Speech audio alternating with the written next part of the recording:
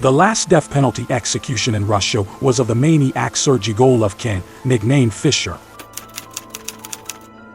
First off, I want to say that if you're faint-hearted, I advise against watching this video. It contains numerous shocking events and grotesque details. On the night from September 1st to 2nd, 1996, Russia carried out its last death penalty execution, shortly followed by the introduction of a moratorium. The execution list was closed by 36-year-old maniac Sergey Golovkin, nicknamed Fischer. Between 1986 and 1992, he brutally murdered 11 boys, the youngest being only 12 years old. Fischer's garage, located just 500 meters from the Moscow area dacha of Russia's first president Boris Yeltsin, was turned into a real torture chamber. Sergey Golovkin was born in Moscow on November 26, 1959. His family lived near the city center, close to the Moscow Hippodrome. His mother was a quiet housewife who loved reading and handicrafts. His father, jovial and jocular in public, was an utter tyrant at home. Additionally, the head of the family often got drunk. In his inebriated state, he sometimes molested his own son. Sergey was always frail in health. He had a chest deformity, lung and stomach problems, and suffered from enuresis. His parents believed that all these issues could be cured through hardening, so they doused the boy with cold water daily, probably never even considering a doctor's visit. However, the cold water did no good. Golovkin grew to hate water procedures and tried to bathe as infrequently as possible throughout his life. Golovkin was a good student, graduating with a silver medal. He didn't befriend his peers. In his teenage years, his complexes only intensified due to acne appearing on his face. Girls ignored Sergey, while boys mocked and even beat him. Around this time, Golovkin developed a hatred for male peers. On one hand, he despised them for their bullying, and on the other, he envied their success with the opposite sex. By nature, he was quiet, introverted, and shy, always spending time alone. He participated in some clubs and sports, but never achieved significant results. Young Golovkin loved war movies, especially episodes where fascists tortured civilians. He was mesmerized by scenes where yet another victim of the fascists ended up on the gallows, dying in the noose. Soon, his love for violence transitioned into real life. Once, 13-year-old Sergey brought home a stray cat. Locking himself in his room, the teenager hanged the animal, gouged out its eyes, then decapitated and dismembered it. After killing a cat, Golovkin experienced a kind of relief because the mental tension that tormented him temporarily disappeared. Therefore, the schoolboy continued to torment animals and once dropped a kettle into an aquarium with fish. Subsequently, he began to masturbate, imagining how he tortures and kills his classmates. The only living creatures that Golovkin liked were horses. In childhood, Sergey attended horse races, and then he enrolled in an equestrian sports school, eventually becoming a zoo technician. Once, when Golovkin was studying in the upper courses, he was attacked and brutally beaten by juvenile hooligans, who broke his nose and knocked out several teeth. The age of the attackers was 12 to 14 years. This ultimately defined a profile of the maniac's future victims. Golovkin felt a desire to mock teenagers, to make them suffer. After finishing the equestrian sports school, Golovkin got a job at Moscow Horse Plant No. 1 in the settlement of Gorky 10. The plant workers remembered that their new zoo technician was a strange guy. He liked to feel the genital organs of mares and always over-fulfilled the plan for artificial insemination. But even a fascination with his favorite job did not rid Golovkin of the obsessive idea of inflicting physical pain on a teenager. In 1982, Sergey Golovkin attempted his first crime. While walking in the forest, he met a 12-year-old boy and started talking to him, but the child sensed something was wrong and ran away. Golovkin concluded that he needed to attack his victim suddenly. Later in the same forest, Golovkin attacked a 14-year-old boy who was collecting mushrooms, but he fiercely resisted, and Golovkin let the teenager go. After this failed attempt, he did not go on hunting for 2 years, and in the summer of 1984, he took a knife and went to the forest. Near the territory of the romantic pioneer camp, Golovkin noticed a boy who had slipped out of the gates to smoke secretly. The maniac approached him, pulled out a knife, and, threatening with it, led the victim into the forest.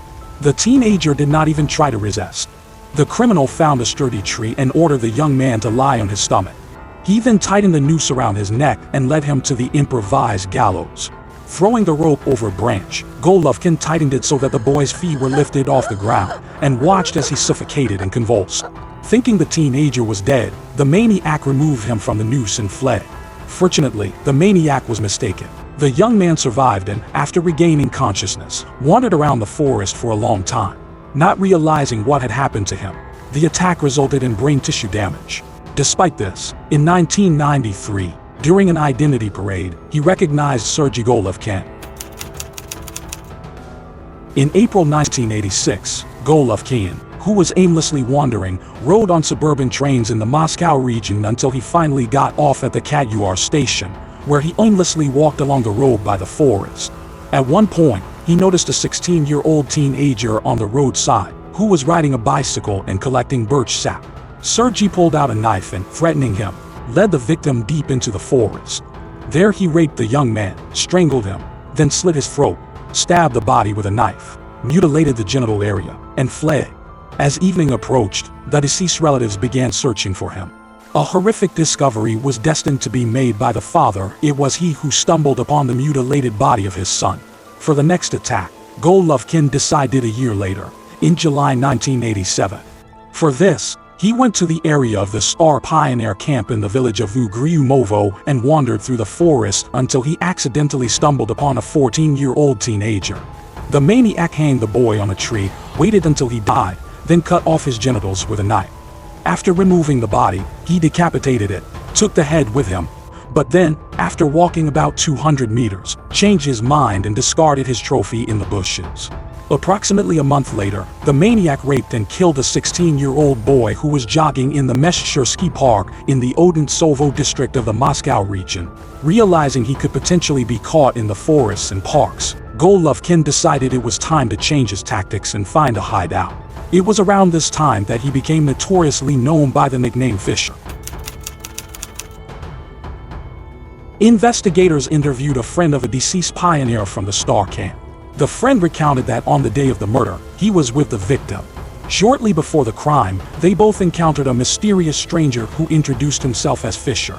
This name was the same as the character in school horror stories of that time, known as a fearsome child murderer and kidnapper. Whether the stranger was indeed Golovkin remained uncertain, but the nickname Fischer stuck with the maniac, and rumors about him quickly spread throughout Moscow and its suburbs. The widespread attention caused Golovkin to temporarily cease his killings. For 3 years, from 1986 to 1989, he remained inactive. In 1988, Golovkin acquired a Zhiguli car in a dark beige color. Soon after, he established a garage at a location provided by the Horse Farm, situated about 500 meters from the dacha of Russia's first president, Boris Yeltsin. At this point, the maniac conceived the idea of creating a lower floor in his garage where he could torment children. Before long, Fischer excavated a basement, lining its walls and floor with concrete slabs. Golovkin later explained, "I'd have a basement in the garage where I initially planned to set up a workshop. But then the thought came to me to use the basement for committing sexual acts and crimes." In the basement, the maniac installed special fixtures for hanging and torturing. Soon, Fischer's lair was equipped with sledgehammers, knives, crowbars, stilettos, axes, ropes, a blowtorch, and even a scalpel. Additionally, Golovkin's arsenal included binoculars, which he used to stake out his victims. The first to die in Fischer's garage was a 15-year-old boy. One day in September 1989, near the Perkushkovo station in the Odintsovo district of the Moscow region, the boy got into a car with a stranger who seemed friendly. Golovkin brought the teenager to his garage, lured him into the basement, raped him several times, and then strangled him with a rope. The maniac hung the deceased body upside down from the ceiling, dismembered it, and even consumed some body parts. According to Fischer, this was the only instance of cannibalism in his life. He did not like the taste of human flesh. He then buried the remains under cover of night in the forest near the 24th kilometer of the Moscowian road, keeping the victim's head as a trophy to terrify future victims. Following the first murder in his garage, Fischer began committing his crimes following a consistent pattern. He would pick up a teenager hitchhiking on the road, drive them to his garage, and quickly earn the young men's trust, suggesting they commit a crime together, like robbing a warehouse or a store. If they refused, the maniac would let them go. But if the companions were willing, Fischer took them to his hideout under the pretext of retrieving tools necessary for the theft. In this way, Golovkin justified his actions to himself, pretending he was not just killing teenagers but was fighting potential criminals. To ensure that those living near the horse farm did not see young hitchhikers in his Jiguli car, Fischer transported them in the trunk. The teenagers believed it was necessary for the sake of the conspiracy, as they were about to commit thefts. The legend worked, and the number of Golovkin's victims continued to grow. In August 1990, the maniac brutally tortured one, and in October of the same year, 2 young men died in his basement. In September 1992, the maniac committed his last and most brutal act when he managed to lure 3 teenagers into his garage. They had met Golovkin at the Javoronsky station and agreed to help the new acquaintance steal cigarettes from a warehouse. Fischer hid 2 of the schoolboys in the trunk, and the third on the floor of his Jiguli car. He then brought them to his garage. When the teenagers descended into the basement, the maniac told the horrified victims that he was going to kill them. Golovkin later recounted, "Have you heard of someone like Fischer? That's me." He also told them that they were his 11th victims and that he would kill them in a specific order. Fischer tortured and raped each victim in front of their friends. Then he put a noose around each teenager's neck and forced their friends to knock the stool from under their feet. The last teenager witnessed the most horrific fate. Golovkin dismembered one of his friends in front of him, sequentially pulling out and displaying internal organs. Then Fischer turned to the last one. He burned the teenager with a soldering lamp, hung him up, raped him. With a hot wire, the maniac burned a swear word on the boy's body and then hung him. Golovkin buried the remains of the victims in the forest near the Chasovskaya platform, approximately in the area where he had killed a pioneer from the Zvezdny camp. But this time he made a mistake. At the moment of meeting the teenagers at the Javoronsky station, there were not 3, but 4 schoolboys. One refused to participate in the theft, saving himself from a terrible death. Finally, investigators had an important witness. Investigators linked the series of murders of teenagers in the Moscow region only in 1986. By then, it was clear that the crimes were the work of a serial killer. A special investigative team was formed, including the best investigators of the Odintsovsky district. A large-scale operation named BOA began. Operatives checked about 50,000 previously convicted and mentally ill suspects, but the killer was not among them. Incidentally, the investigation revealed more than 2,000 crimes unrelated to Fischer's case. At one point, Golovkin's crimes were attributed to the most famous maniac of the USSR, Andrei Chikatilo, as both killers were active at the same time. However, after studying the character and typology of Chikatilo's victims, investigators quickly concluded that the modus operandi of the 2 maniacs was different. Meanwhile, in the Odintsovsky district, more mutilated children's bodies were being found. Investigators were particularly struck by the fact that the hair on some of the victims' heads was completely gray. This reflected the hell the schoolboys had experienced in their final hours of life. Investigators hypothesized that the maniac they were hunting was a resident of the Odintsovsky district. An outsider was unlikely to commit all the crimes in the same area. Investigators also found out that the maniac had a car for transporting the bodies of the killed, and was likely connected to animal husbandry. This was supported by the discovery of skin and feeding salt at one of the crime scenes. Skillful dismemberment of bodies indicated extensive knowledge of anatomy, suggesting a connection to a slaughterhouse or medical or veterinary education.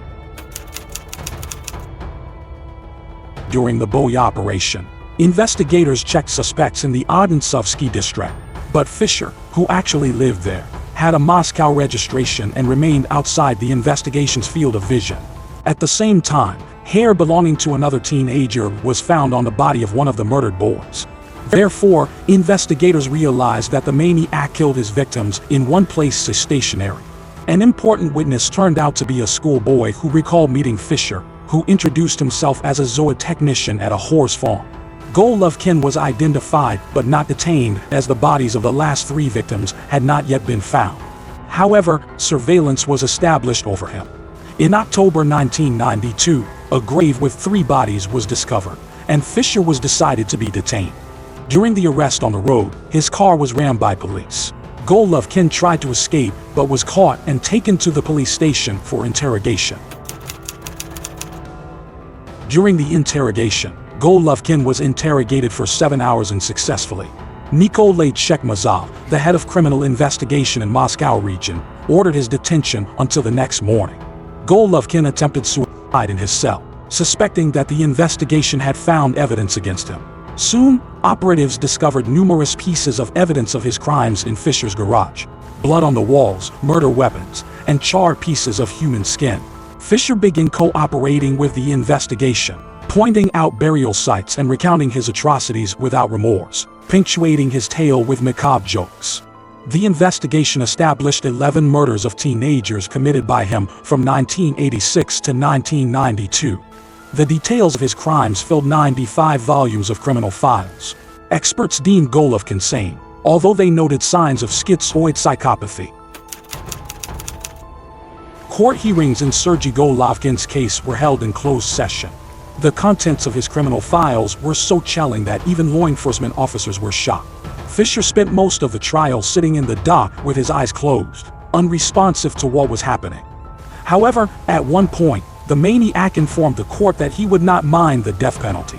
On October 19, 1994, the court granted the defendant's request. However, Fischer later changed his mind about dying and started filing complaints through his lawyer to various authorities. Ironically, the final refusal came on his birthday, November 26, 1995. According to some reports, before the execution, the prison guards broke the established rules and specifically told the prisoner that he was being taken to be shot. This was done so that Fischer could experience at least part of the horror that his victims had endured. Sergey Golovkin's car was burned, and his garage was leveled to the ground. A spontaneous memorial for the victims of one of Russia's most brutal maniacs appeared at the site.